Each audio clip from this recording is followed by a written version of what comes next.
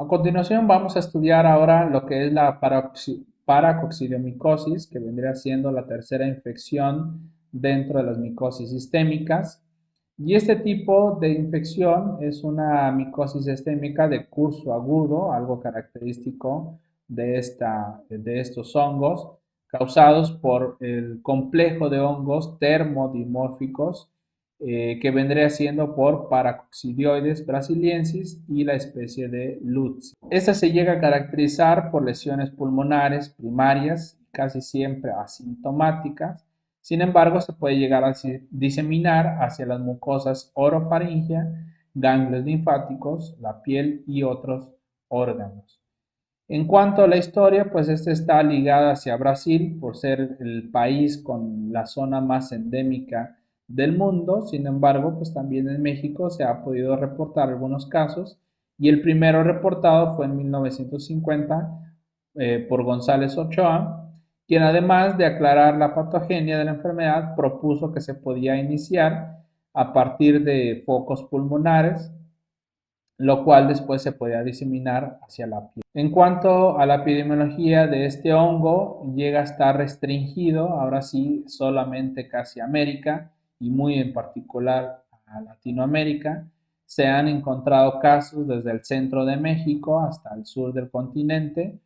Eh, por ejemplo, podrían llegar a presentarse en algunos lugares como en Uruguay, y sobre todo que llegara comprendida, es decir, entre las regiones del Trópico de Cáncer y Capricornio. México es uno de los países de Latinoamérica con menos casos. En realidad, la mayoría de los grupos de micología hicieron un aporte de casos recabados y se ha hecho una comunicación reportado alrededor de 93 casos, siendo la mayoría en los lugares del Golfo de México y sobre todo el Pacífico. En general, todas las zonas endémicas de esta enfermedad son subtropicales y tropicales. Y estas zonas llegan a estar ubicadas entre los 500 a 1500 metros sobre el nivel del mar, con una precipitación pluvial que puede oscilar entre 900 hasta 2000 milímetros al año, y las temperaturas fluctúan entre 17 a 24 grados centígrados. Las regiones que llegan más a estar esta infección más abundante son los bosques con árboles nativos y atravesados, por ejemplo, en los ríos, y con inviernos cortos y sobre todo veranos lluviosos. La vía de entrada que tiene este microorganismo también es por vía respiratoria, dando cuadros asintomáticos en la mayoría de los casos. Sin embargo, se puede llegar a diseminar hacia piel y otros órganos. Y en realidad se ha buscado factores que predispongan la infección y hasta el momento no se han descrito, debido a que el agente etiológico pues llega a ser un patógeno primario, es decir, cualquier tipo de paciente, pero en los pacientes que están con enfermedades crónicas, desde la tuberculosis, el alcoholismo o hasta la desnutrición, pues pueden llegar a presentar las enfermedades más graves y crónicas sobre todo. La patogenia es similar a las infecciones anteriormente descritas, vendría siendo pulmonar por la inhalación de las diversas estructuras micóticas, como lo pueden ser los propágulos, los cuales están compuestos por hifas y también clamidioconidias, como lo podemos observar aquí en esta imagen. Y por lo general, el primo contacto vendría siendo pulmonar, caracterizado por una reacción inflamatoria aguda. Después llega a diseminarse hacia los ganglios linfáticos iliares. La primoinfección se presenta de manera silenciosa o asintomática. Como ya lo volvimos a mencionar, se puede diseminar hacia la piel y los ganglios, pero puede llegar a afectar lo que es el estómago, el intestino, el vaso y las glándulas suprarrenales. Por otra parte, también podemos mencionar que para la transformación del hongo de su fase micelial a la levadura, se requiere que haya un importante sustento del oxígeno, lo cual es importante para poder convertirse en levadura y poder llegar a ser la forma más parasitaria. Aunque se puede llegar a adaptar a bajas concentraciones de este, es igualmente necesaria la influencia de iones de hierro y se considera que el hongo actúa como un sideróforo. Los factores de virulencia más importantes de la paracoccidiomicosis vendría siendo el dimorfismo térmico, que es la mayor capacidad infectante que le provee, la melanina, como ya ha sucedido con otros hongos, tiene un antígeno extracelular, lo cual le da la capacidad de invasión, que vendría siendo la glicoproteína GP43. Tienen proteínas de unión estrogénica, lo cual permite la inhibición de esta hormona, la beta-estradiol. Tiene algunas enzimas, lo cual le permite diseminarse, como son las proteasas, las fosfatasas y proteínas de anclaje. También pues tiene la dispersión aérea, lo cual le permite provocar infecciones pulmonales. Tiene la termotolerancia, lo cual le permite adaptarse. Y también tiene una pared celular con alfa-glucanos, lo cual le da rigidez y estabilidad. Como ya mencionamos, esta infección vendría siendo de forma aguda o subaguda, pero también puede llegar a presentarse de manera crónica. En la parte aguda, que también puede llegar a nombrarse o a llamarse como forma juvenil, se presenta entre el 5 al 25% de todos los casos y llega a afectar a niños, jóvenes y adultos, sobre todo menores de 30 años. Aunque se sabe que esta es mucho más frecuente en hombres, esta forma también puede llegar a dominar en mujeres en la pospubertad. Esta forma se llega a caracterizar por un curso rápido que va desde algunas semanas hasta meses y llega a afectar a los diferentes órganos ya mencionados. Y alguna de las sintomatologías vendría siendo la fiebre, la pérdida de peso. Sin embargo, también aumenta el volumen en los ganglios linfáticos y en los casos más graves se presenta lo que es la hepatomegalia y la esplenomegalia. Puede llegar a presentar algunas alteraciones en la médula ósea y en esta forma vendría siendo de mal pronóstico y se calcula que la falla terapéutica puede ser en un poco más del 30% de los casos. La forma crónica, que también vendría siendo la forma o llamada también la forma adulta, que vendría siendo la mayoría de los casos, entre el 75 al 90%, esta afecta a varones de mayores de 30 años de edad. Su desarrollo es lento, desde meses hasta años.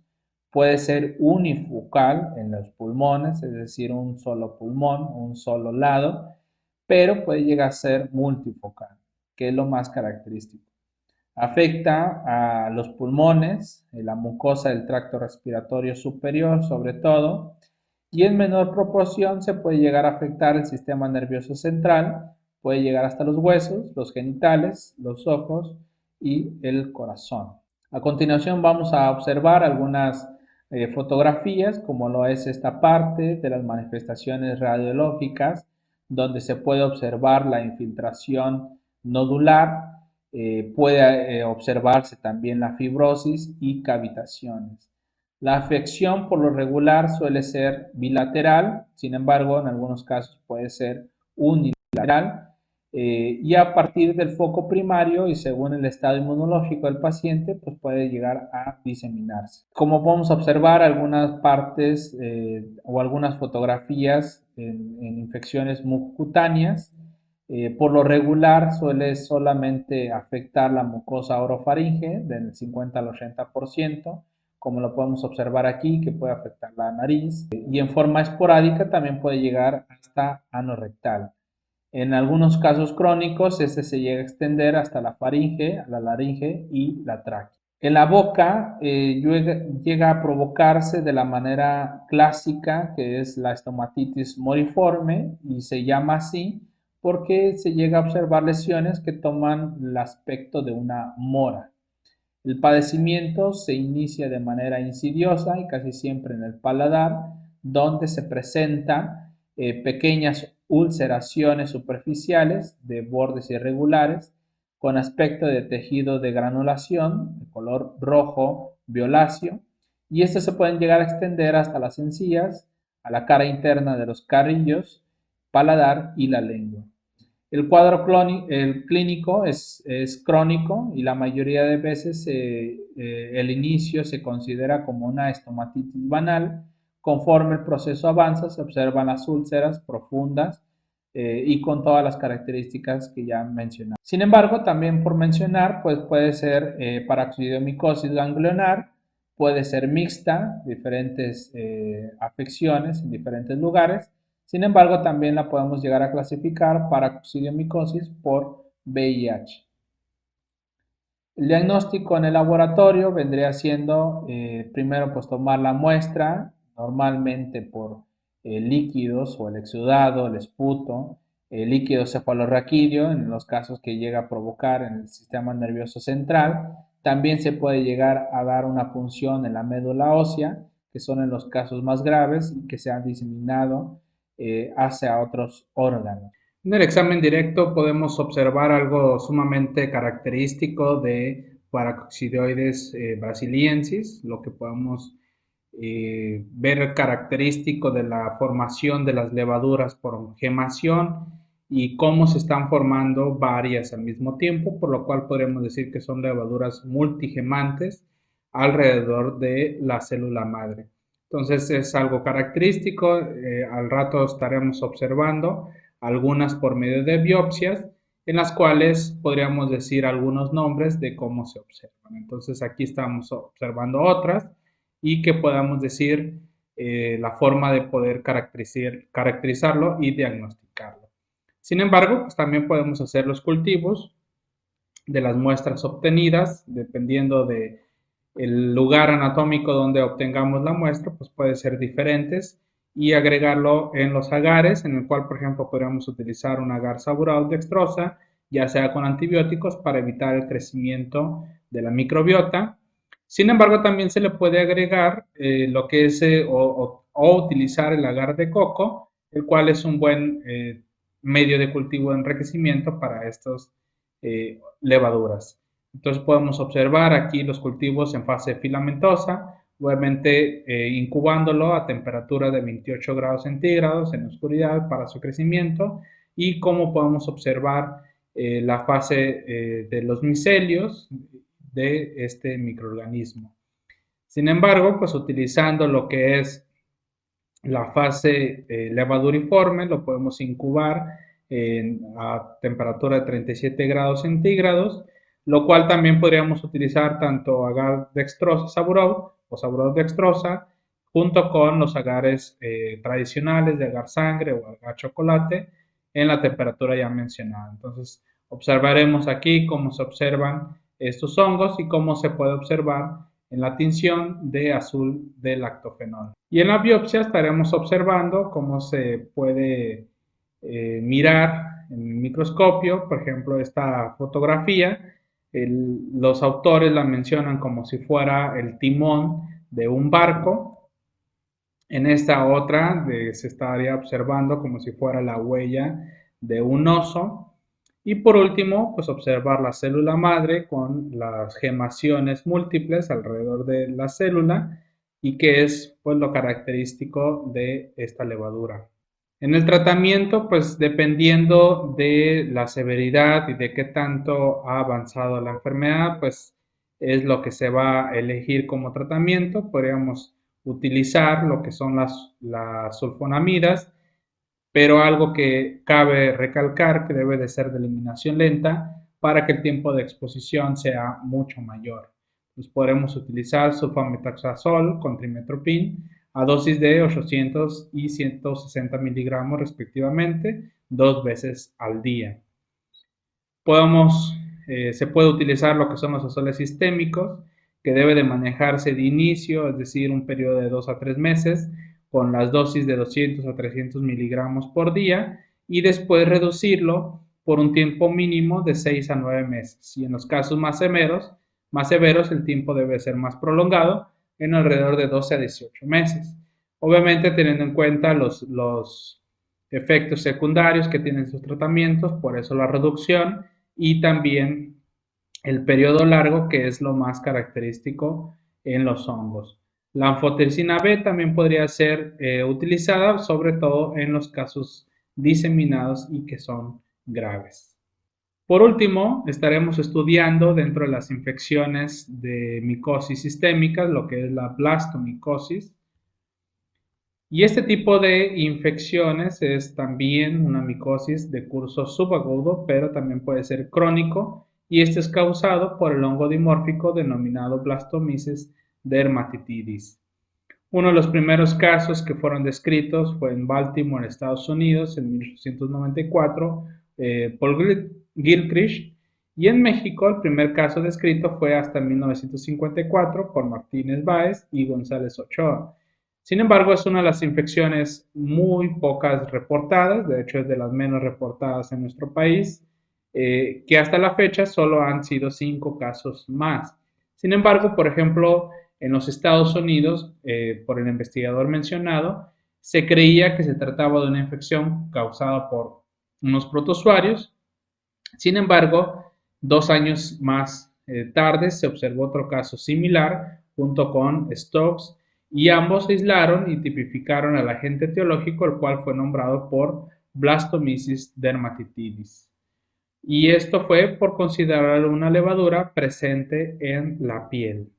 Uno de los lugares donde el foco endémico está más presente es en el país de Canadá, el cual es uno de los países donde más casos se han presentado. Y obviamente podríamos mencionar regiones muy cercanas por la temperatura y el medio ambiente. En Estados Unidos vendría siendo Illinois, Wisconsin, Arkansas, Kentucky y Mississippi, que vendrían siendo los estados más afectados en Estados Unidos. ¿En qué lugares lo podemos encontrar en el medio ambiente? Se ha podido aislar desde el suelo y lo que es en el detritus vegetal, algo característico de la mayoría de estos hongos por infecciones sistémicas.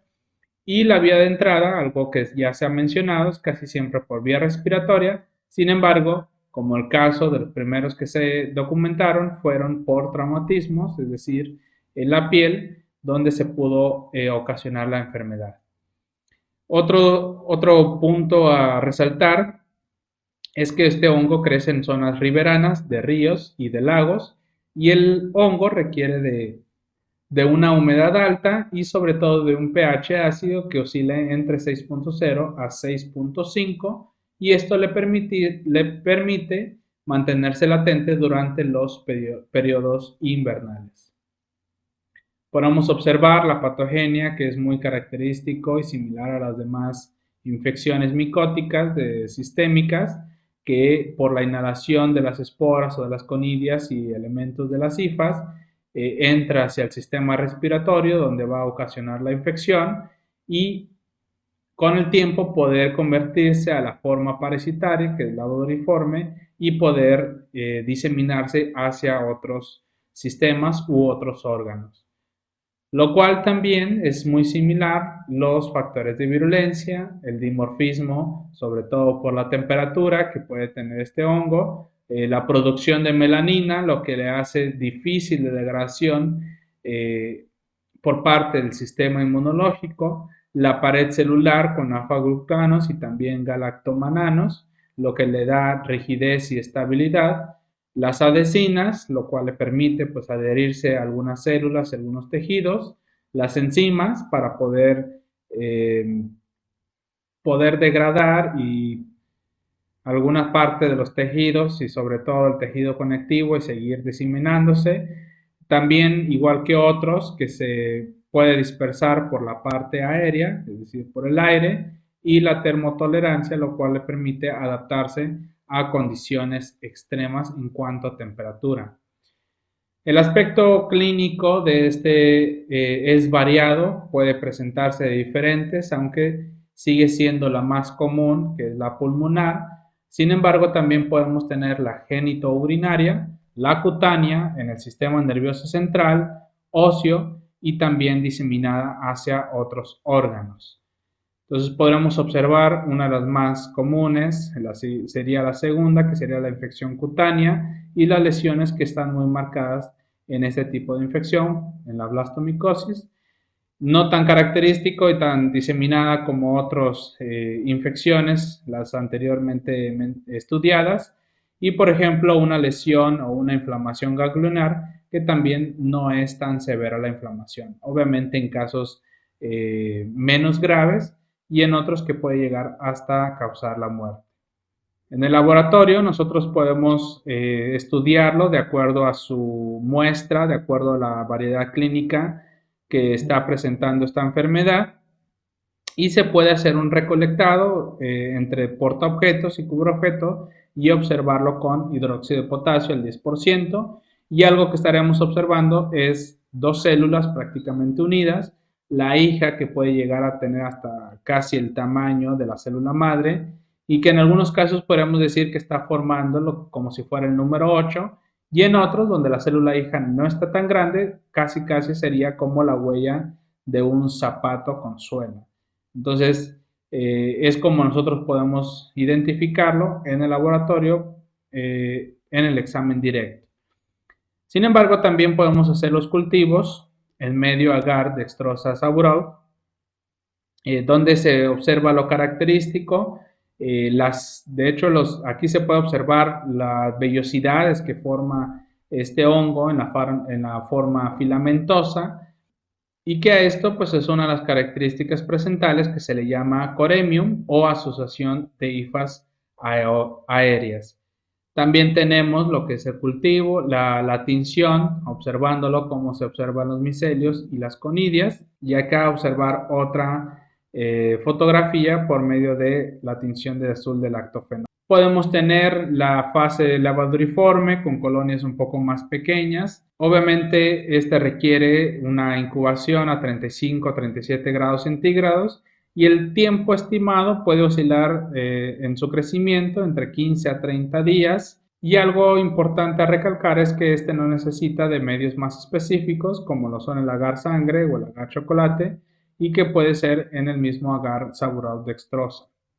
Entonces podemos observar lo que es en el microscopio, cómo se observan las levaduras y prácticamente las pseudohifas que se están formando en este hongo.